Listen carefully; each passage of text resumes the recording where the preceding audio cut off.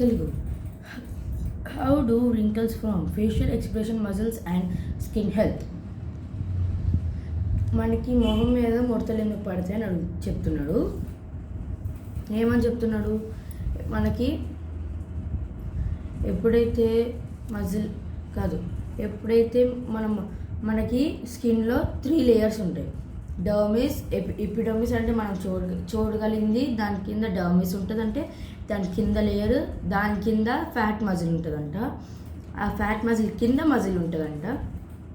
ఎప్పుడైతే మనం నీడిల్ని కిందకి ఇలా గుచ్చుతామో, ఫస్ట్ డర్మిస్ కిందకి ఎపిడర్మిస్ దగ్గరికి వెళ్ళి, ఎపిడర్మిస్ నుంచి డర్మిస్ దగ్గరికి వెళ్ళి, డర్మిస్ నుంచి ఫ్యాట్ టిష్యూకి వెళ్ళి అప్పుడు మజిల్కి రీచ్ అవుతుందంట. అప్పుడు మజిల్కి రీచ్ అయినప్పుడు ఎప్పుడైతే మజిల్ అనేది ఫ్యాట్ టిష్యూ దగ్గరికి వస్తుందో అప్పుడు అది ఎక్కువ రింకిల్ అయిపోతుందంట. అంటే ఇలా ముడతలుగా అయిపోయి అందుకని మనం మొహం మీద ముడతలు వస్తాయంట.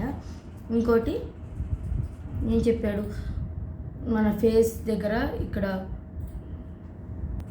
ఇంకా మనకి ఇక్కడ మజిల్ చూపించాడు కదా, మజిల్ అనేది ఇలా అవుతుంది, ఇలా అవుతుంది, అలా అవుతుంది అని చెప్పాడు.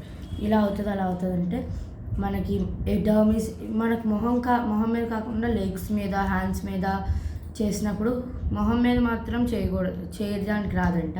హోల్ పిల్స్ అదే పిన్నిస్ అదే ఇంజెక్షన్ చేయించుకోవడానికి అవ్వదంట. ఓన్లీ హ్యాండ్స్, లెగ్స్ మీదే చేయించుకోవాలంట.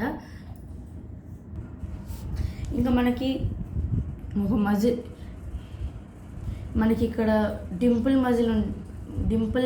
మజిల్ అని చెప్పాను కదా. ఇక్కడ డింపుల్ ఎప్పుడైతే ఒక మజిల్ అనేది ఇలా టేర్ అవుతుంది అని చెప్పాను కదా, అప్పుడు నవ్వుతున్నప్పుడు ఇక్కడ డింపుల్ వస్తుందని చెప్పాను కదా. ఆ డింపుల్ రియల్ హ్యూమన్ స్కెల్టన్ ఎలా తీయాలంటే చాలా కేర్ఫుల్గా తీయాలంట. ఎందుకంటే మజిల్ కూడా రాకూడదు కదా, చాలా కేర్ఫుల్గా తీయాలంట అని చెప్తున్నాడు.